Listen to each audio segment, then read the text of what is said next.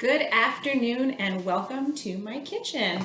We are going to be making key lime pie today, and this is a spring staple.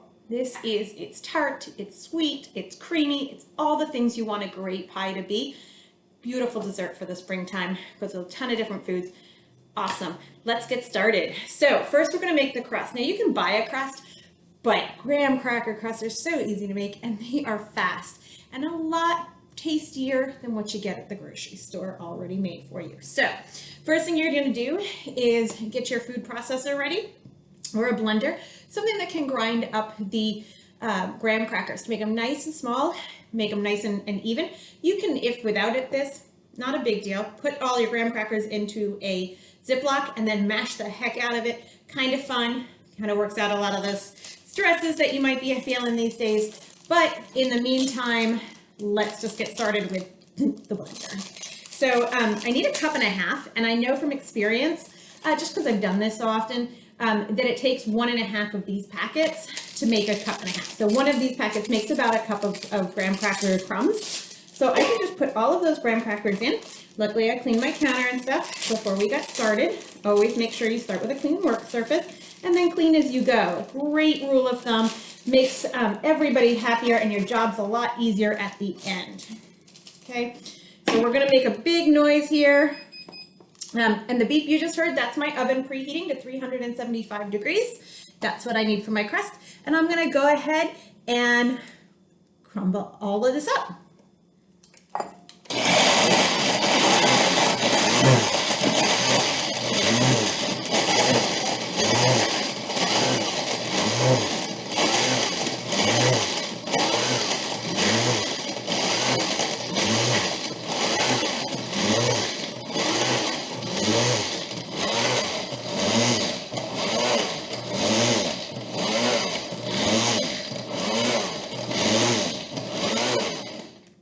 Right, so that's awesome.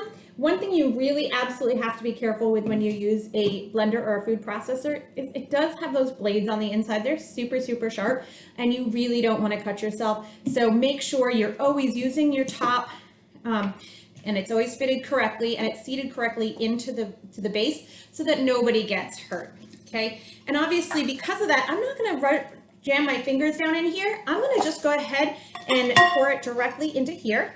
Into my bowl. I do not need a fancy mixing bowl for this one. The nice thing about washing these, everybody thinks they got to get in here. Okay, for 2 reasons you never want to do that. Obviously your fingers, and 2, you're not going to get everything clean. There are 2 excellent ways of cleaning this. First is you actually put a dot of Dawn dish detergent or whatever liquid dish detergent you use, then halfway up with hot water, and then put it back on here, okay? This can handle liquids. Then just run it as normal and it'll wash all those gears on the inside. Rinse it, let it air dry, you're good to go. The other thing is make sure that you take, the other way is to take off the bottom, unscrew the bottom, take all the innards apart, and then put them through the dishwasher or hand wash very carefully. That is the more dangerous option because of the blades, but it does the job just as well. Okay, you want to make sure you always unplug any appliances after using them. Safety first, okay? Awesome.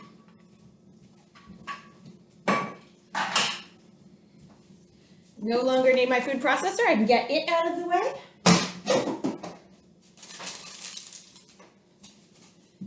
And again, I am cleaning as I go.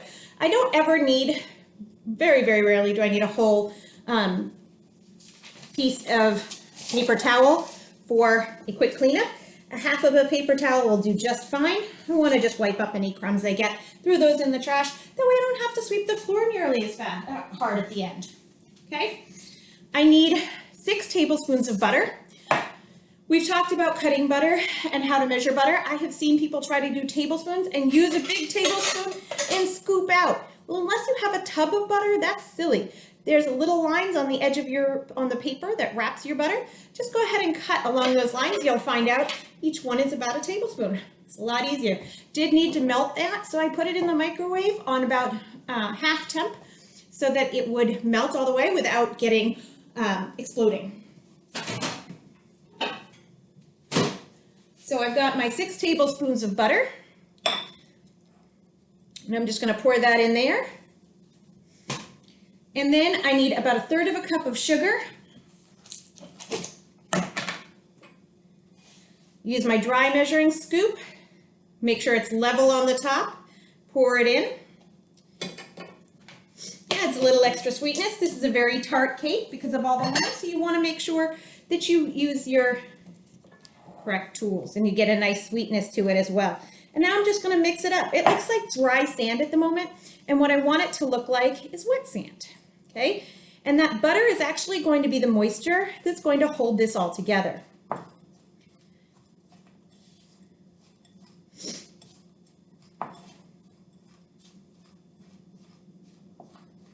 Okay, now this is the messy part coming up.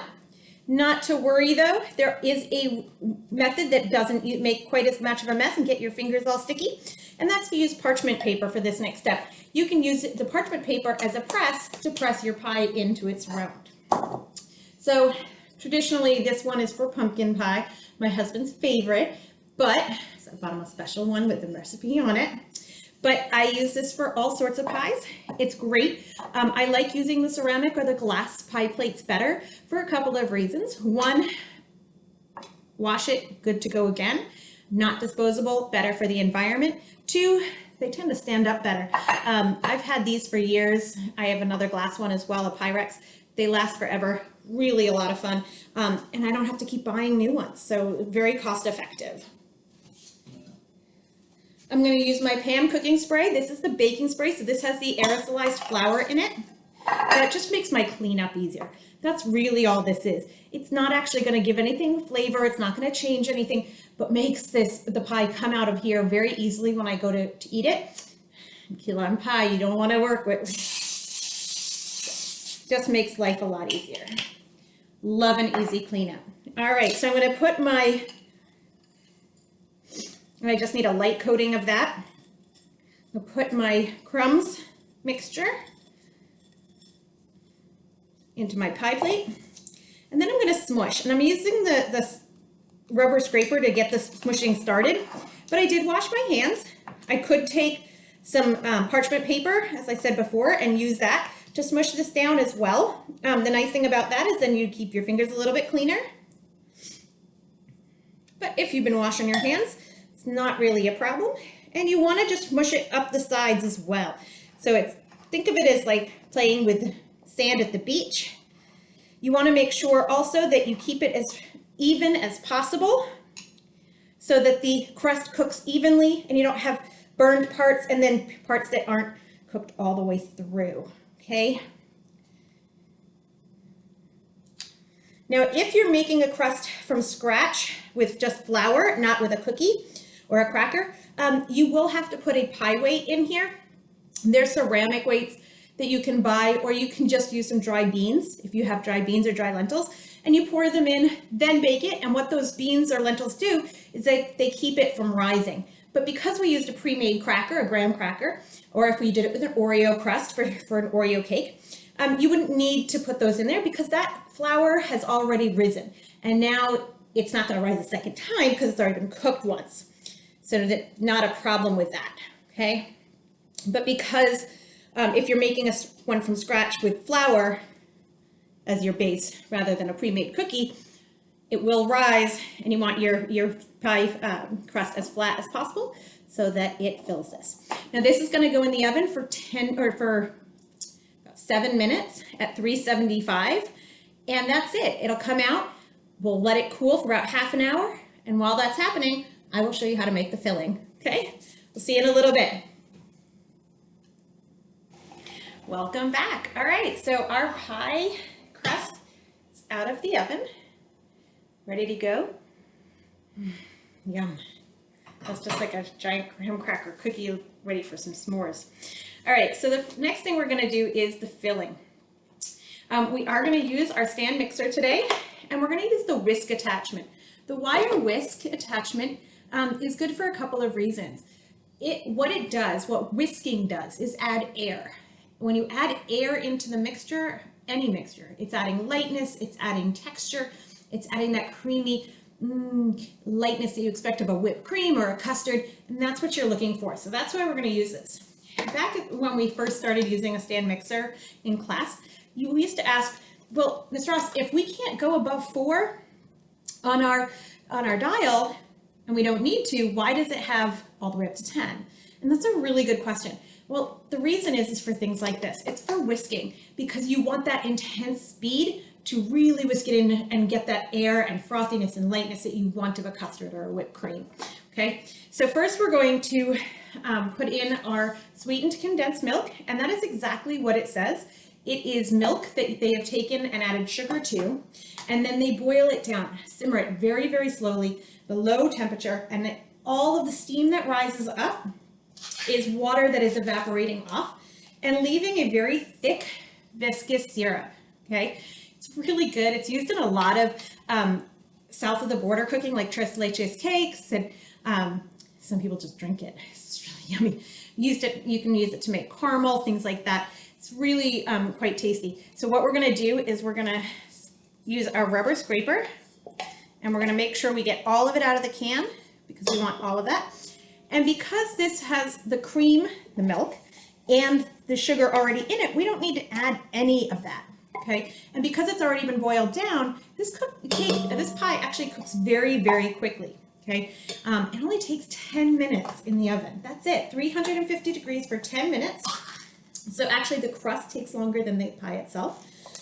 And then the big thing is you want that that custard to solidify, to harden and set, and that involves chilling it. So it'll sit out for a few minutes on the countertop, about 10 to 15 minutes, and after it bakes, and then we put it into the refrigerator for about 3 hours.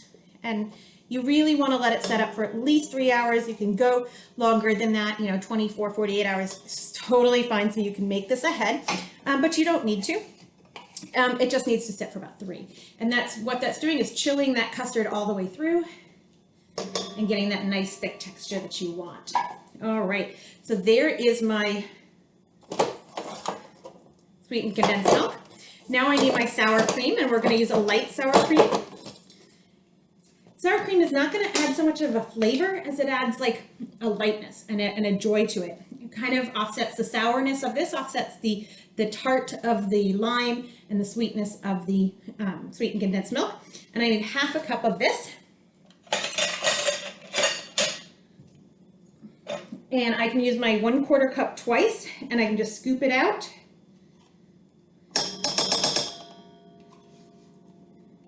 And if you do over scoop, just take your backside of your rubber scraper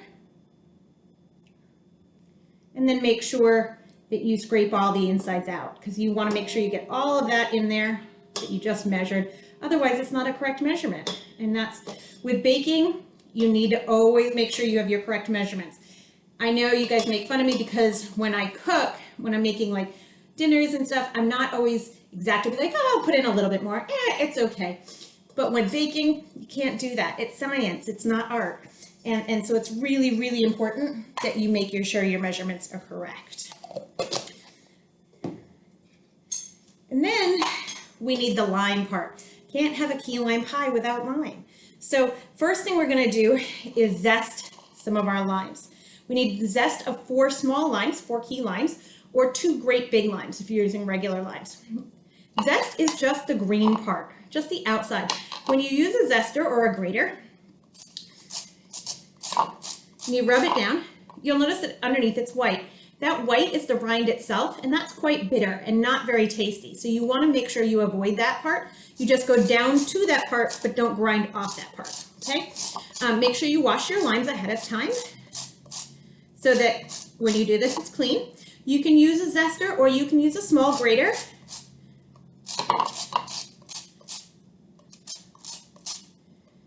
Always making sure that your fingers are out of the way of the grate, because if you run your fingers on here, it's going to hurt. And then because of safety and sanitation rules, you're going to have to throw away everything in there, because you don't know if your finger, skin, or blood is in that. People ask me all the time if I watch cooking shows on television. I don't. And it's because of the safety and sanitation that issues that I just can't, because they're under time crunches and it's a competition and things, and then they cut their finger and then they like keep going, and I'm like, that's great, except it's not. you want to win, I get it, but if you don't take time to wrap it up and then redo all the food that you might have contaminated, it's really gross. And it's really a health hazard. So it is something that I just can't watch TV cooking shows. They scare me. Conversely, people say, well, what happens if you see a hair in your food? Hair is not a great conductor of bacteria.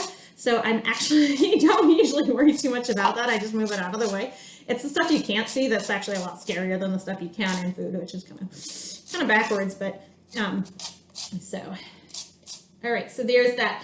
And if you see on the back of my grater, there is quite a bit of zest. Because this is the back, there's no sharp bits here. So I can use my finger very safely on the back side and pull off any of the zest in there. So that is a zest of 4 limes. I did 3 of them before coming back to you on the video, and that's just because of time saving, because it would get really boring watching me do that for that long. There's one, there's all that. And then I need my lime juice. So with those limes I just zested, I can take a liquid measuring cup, turn it so that I can see that 3/4 mark, and then I start squeezing my limes. I can use the ones I zested, but I'm going to need more than that. I need to get all the way to 3/4 of a cup. I have shown you how to use a fork to mash these and to zest with, and that's one. I mean to juice with, and that's one thing. If you've only got a few, but you've got to get a 3/4 of a cup. It's going to take a while, especially with these itty bitty limes. So I want, and my hands are just really tired. I have really bad arthritis in them, so this is just easier for me. I started the process before you came in. I'm only at about 1/3 of a cup, so I do need more. I'm going to cut a couple more limes.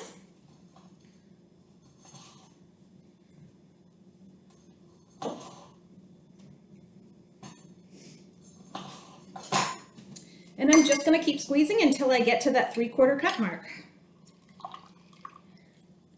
And if you go over, don't worry. You can just use the lime juice for something else. It's great in iced tea, make a limeade, all sorts of things.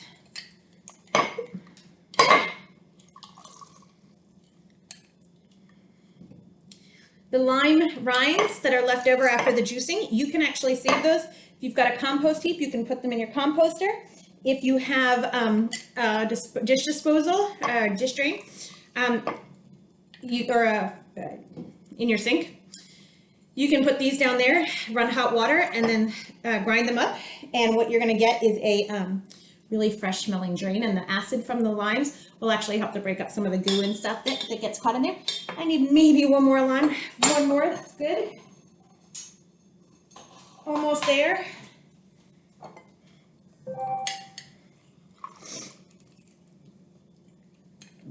One more lime. Perfect. All right. And you can get down on knee level. You can see it comes right to that 3/4 mark. Put it in here.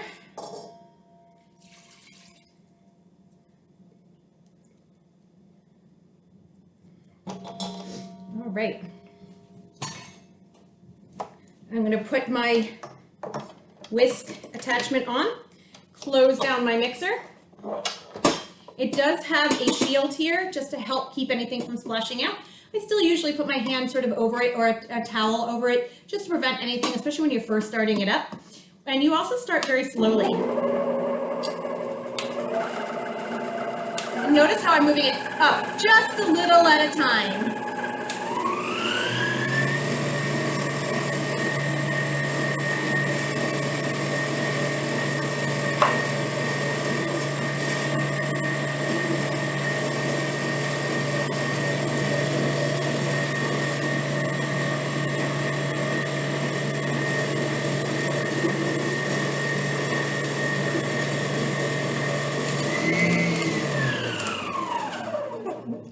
All right, all nicely mixed all together, blended beautifully. Lots of little air bubbles forming, so it's nice showing that there's air in there. You don't need to whip it to a total froth. You just want to get all of it blended thoroughly. And now I'm going to pour it right into my pie crust. I want to make sure I use my rubber scraper to scrape out anything left in the bottom that didn't pour.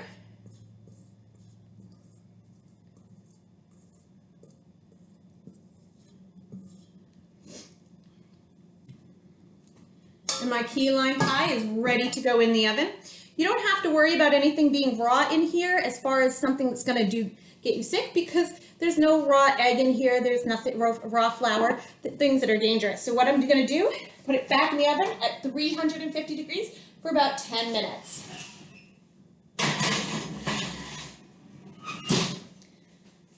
All right. When it comes out of the oven, it's going to sit on the counter for about half an hour, and then I'll put it in the refrigerator for about 3 hours. Then I'll be back to show you how to make I had to add the whipped cream and have a nice slice of pie. See you in a little bit. All right, through the magic of television, I have a freshly cut slice key lime pie, decorated with a little bit of homemade whipped cream. You have the recipe in the comments and in the Google Classroom. And I'm going to put a little bit more whipped cream in there. Homemade whipped cream is just so much better than the store-bought stuff. Better for you, tasting better. Besides, it's really fun to make. Okay, and just for a special little treat, my husband went to Hamrocks, which is in downtown Fairfax, and they make their own ice cream. And so I have some black raspberry ice cream to go with my key lime pie. Enjoy. Have a wonderful day. I'll see you in a bit.